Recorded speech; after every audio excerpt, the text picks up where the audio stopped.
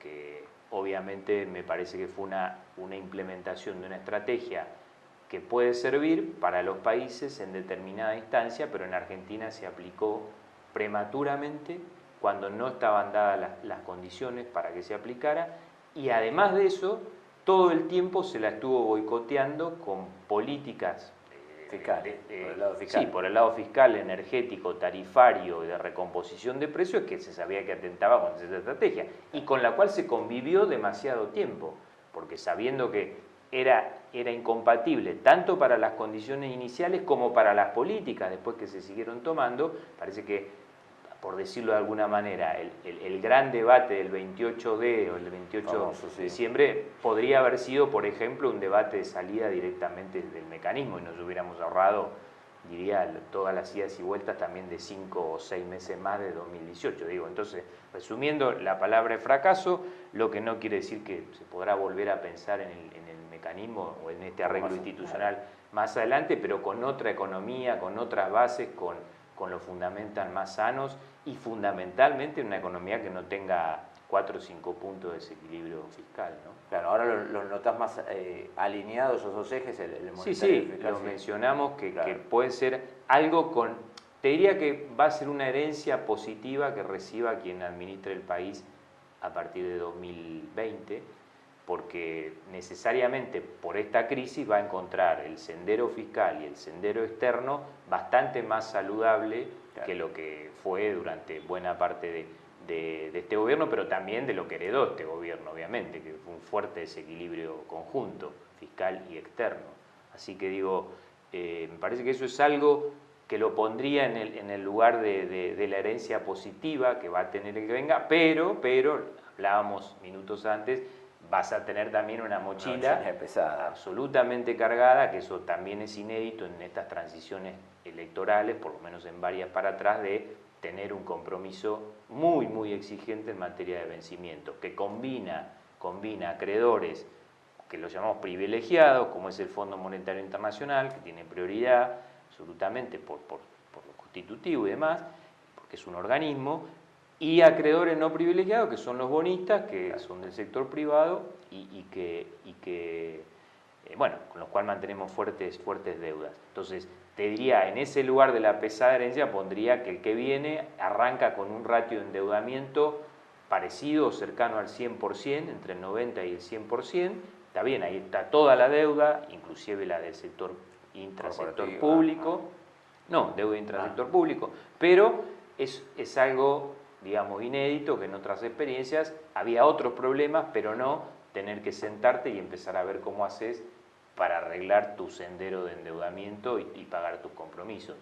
De alguna manera nos está previniendo o avisando que no hay que descartar en un sendero de un próximo gobierno, sea quien sea, donde haya que tratar o haya probabilidad de tener que buscar algún estiramiento de los vencimientos de la manera más amistosa posible y preferentemente con el Fondo Monetario Internacional, lograr a ver si se puede aplazar, postergar o estirar en el tiempo los compromisos que caen absolutamente concentrados en 2 años, 2022 y 2023.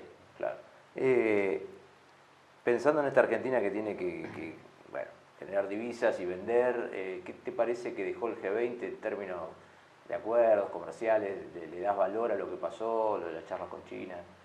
Creo que sí, no soy especialista, por supuesto, en la materia ni en los temas internacionales, pero me parece que el reflejo de sentido común es que creo que había quizá una sensación, o se había creado una sensación de que podía haber un fracaso, esa cosa a veces que tenemos también los argentinos, ¿no? De que siempre empezamos a pensar por la negativa y por la situación de que esto puede salir mal. Me parece que había mucho trabajo por detrás y la cosa realmente salió muy bien desde el punto de vista de acuerdos firmados, el comunicado, por supuesto, final, donde se pudo tener ciertas bases de acuerdos sacando lo climático. Digo, me parece que el balance es positivo, es claramente positivo, como todo, son cuestiones después de mediano, de largo plazo que requerirán su gestión, su seguimiento y su implementación, ¿no? Y mucho trabajo para adentro, digo, ¿no? Claro. Se hacen convenios marcos donde puedes ubicar la cereza en China, pero después hay que ver en materia de costos, el día a día, exactamente, después viene el día a día de cuál es tu plan para conseguir ese objetivo, que lo tenés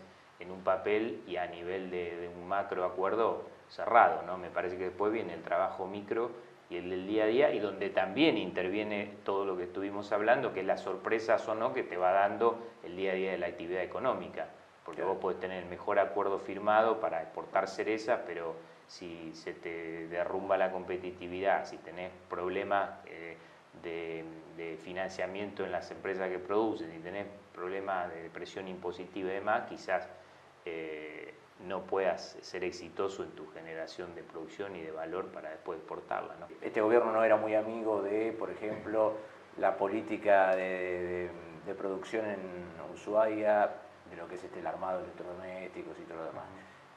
Sin embargo, la continúa apuntalando y vemos que hace poco Australia dejó de fabricar autos porque, bueno, no le resultará para su política. Digo, a nosotros nos cuesta tomar decisiones así de peso.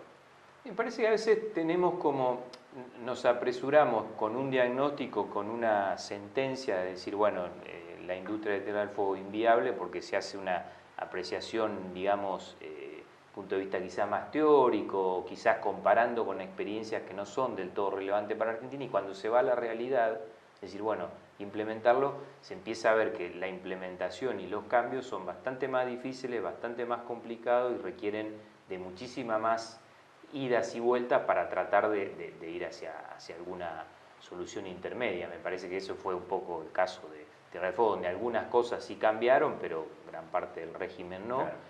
Pero me parece que ateniendo a las limitaciones que hay no solo desde lo técnico, sino desde lo social, desde lo productivo, de lo demográfico, de lo territorial. Entonces, cuando se empiezan a conjugar todas las variables, se ve que los dilemas son diferentes. Sí, un tema del primer trimestre es, bueno, ¿cómo le doy un poco de aire, cómo le doy un poco de respiro a las tensiones en el aparato productivo? Claro. Así como me ocupé durante 2 o 3 meses, octubre, noviembre y diciembre, de solidificar o robustecer la estabilidad financiera. Bueno, eso no tiene que ser un fin en sí mismo. Parece que el paso siguiente es decir, absolutamente, entonces el paso siguiente es decir, bueno, ¿cómo intento con poquísimos instrumentos que tiene? Porque hay que decir la verdad, el gobierno se quedó con poquísimos instrumentos para estimular la actividad económica, como sí lo podía hacer y lo hizo en el 2017. Recordemos que en el 2017 tuvimos un boom de obra pública, que ahora no lo tenemos, tuvimos un boom de crédito, 60, 70 mil millones de pesos en Argenta, solo para poner un ejemplo, más los créditos hipotecarios, más créditos productivos. Ahora tampoco lo tenemos porque eso forma parte de la exigencia de base cero. La multiplicación del crédito hace que se te haga difícil cumplir con el compromiso de base cero. Entonces, con poquísimos elementos habría que igual ir pensando algún aflojamiento, alguna distensión para el sector productivo. Y lo que es la tasa, pensar en ser un poco más agresivo en cómo se baja, siempre mirando ese equilibrio entre el tipo de cambio y lo monetario, y el crédito, obviamente, quizás más dirigido, quizás un crédito que esté muy vinculado a las pymes, que son las que están sufriendo absolutamente esta situación económica, quizás con una potenciación del rol de la banca pública, más que nada nacional. Yo creo que la provincial está teniendo, y la municipal, me refiero concretamente, Banco Provincia, Banco Nación, Banco de Córdoba, están teniendo un buen desempeño mirando las pymes, no así la banca nacional, Banco Nación fundamentalmente. Me parece que, bueno, apelar a algunos instrumentos para suavizar, no digo dar vuelta y tener un rebote espectacular, pero sí suavizar lo que se está presentando como un panorama durísimo, durísimo desde el punto de vista de los indicadores económicos que todos estamos empezando a ver. Exigen de alguna manera o le dan prioridad a reformas estructurales de la economía. El año que viene siendo un año con elecciones presidenciales, ¿estaría en agenda eso? ¿Te parece que hay lugar para eso o no? No. Creo que si no hubo espacio para eso en años que vamos a llamar el apogeo que tuvo Cambiemos, que lo ubico entre buena parte de, digamos, básicamente desde que se descuenta que gana las elecciones legislativas, agosto, septiembre, hasta marzo, hasta al verano, digamos, de 2008, pero digo, si no se impulsaron en el apogeo, me parece imposible pensarlas en el año electoral, cuando el botón de muestra que hubo fue el intento de reforma previsional, donde casi estalla todo por los aires, ¿no? Entonces me parece que en un contexto de mucha batalla electoral, con mucha polarización, como están los escenarios electorales, me parece que no va a ser un tema de agenda. Eso es lo que también hay que... capitales del exterior que vengan a invertir. Tenemos un contexto todavía para 2019 de no inversiones, de ausencia de inversiones, tanto financieras para que nos ayuden a renovar la deuda. Por eso está el paquete del fondo, que ya tiene previsto, si no hay ayuda y si no hay capitales, repagar todos los compromisos que tenemos en 2019, pero justamente esa falta de confianza forma parte también de este escenario de incertidumbre económica y electoral, ¿no? Que se conjuga. ¿Pensás que hay riesgo, pensando en el dólar y en este esquema de bandas, de que volvamos a padecer algún tipo de atraso cambiario que nos coma la competitividad que se ganó en estos meses? No, espero que no, porque el mecanismo está diseñado para que eso no ocurra. Si bien no hay un compromiso con un valor explícito de tipo de cambio, porque la banda se puede perforar tanto hacia abajo como hacia arriba, y el Banco Central es claro en que dice, puedo intervenir pero con los límites que me he fijado, con lo cual no te asegura que algún valor se pueda controlar, tanto hacia abajo como hacia arriba. Pero me parece que el espíritu también de esta banda y de esta corrección diaria de 3% en este momento y 2% para el primer trimestre del año que viene, tiene que ver claramente con no perder o no repetir lo negativo que fue la experiencia de buena parte de 2016 y básicamente 2017, que tuvimos un feroz atraso y después la perdimos, feroz atraso que tuvimos en 2017 fundamentalmente. Así que espero que no. Pero hay pocos instrumentos, esto hay que dejarlo claro, hay pocos instrumentos para actuar en materia de intervención cambiaria, tanto hacia la baja como hacia la alza, ¿no?